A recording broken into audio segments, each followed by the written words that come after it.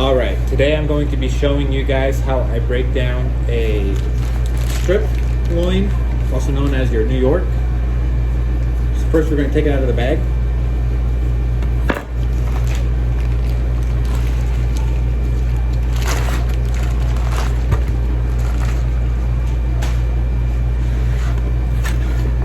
Now first off, I like to take off this tail just right down here at the bottom. It's usually just all fat.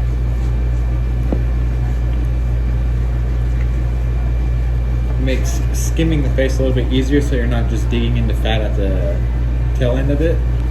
Next, what we're going to do is we're going to skim the face of this off.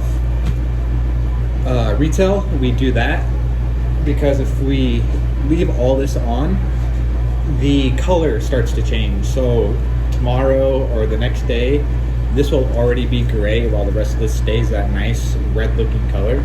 So we just go in and we get right underneath it. I'm going to skim it right out. There's sometimes a little piece of bone like there is right here. I'll show you. So I had a little piece of bone up in here too. So we'll just go and cut that out. And then the rest of this was just pretty much trim. So we'll throw that in our trim bucket to grind down for ground beef later. And then we'll go in, we'll finish skimming the rest of this side off. And then from there, what I like to do is I like to come and just take a very, very, very thin piece of the end off, just because that's been next to the cryovac bag and it usually tends to change color. It's already usually changed color. In this case, it hasn't, but it's just uglier. So we'll just go and we'll take a very thin piece off,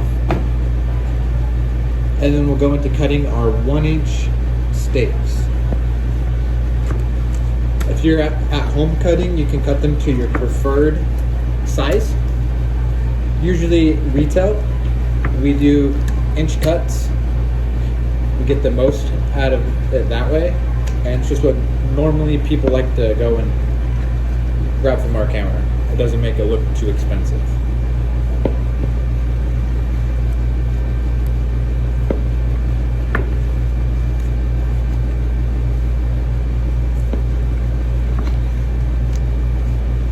New York isn't as, I just ran into a bone right there.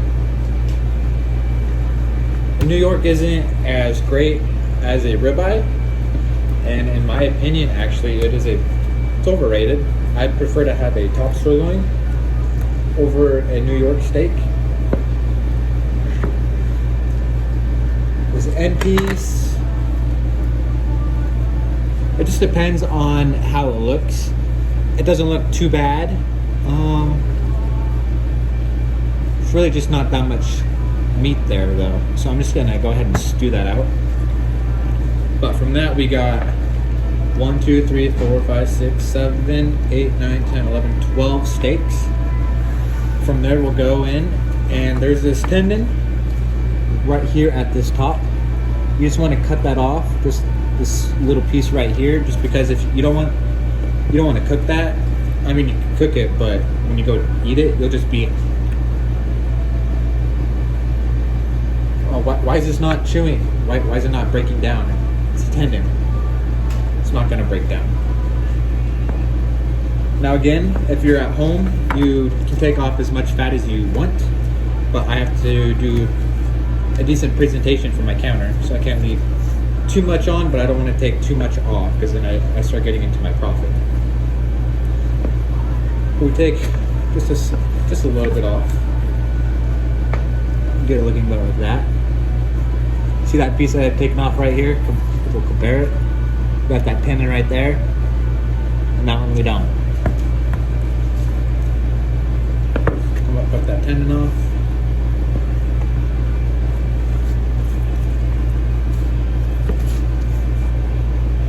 Cut that tendon off.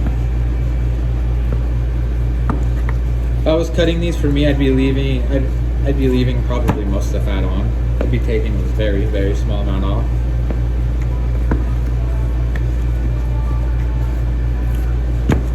I don't buy New Yorks.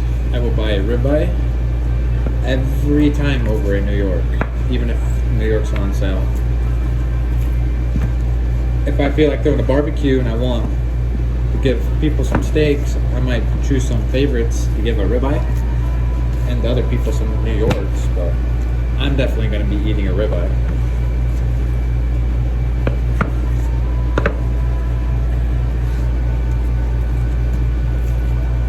Again, it's just all personal preference. Some people think they're better than a ribeye, just in my professional opinion. I like ribeyes, and I think New York was overrated. So once we get towards that front end, this tendon gets a little bit more into the meat, and it kind of makes for a weird cut. So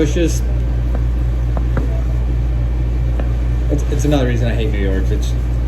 They're inconsistent. Sometimes you have that ugly piece at the front with the tendon, and then sometimes you don't, but it gets really, really big sometimes, as you can see.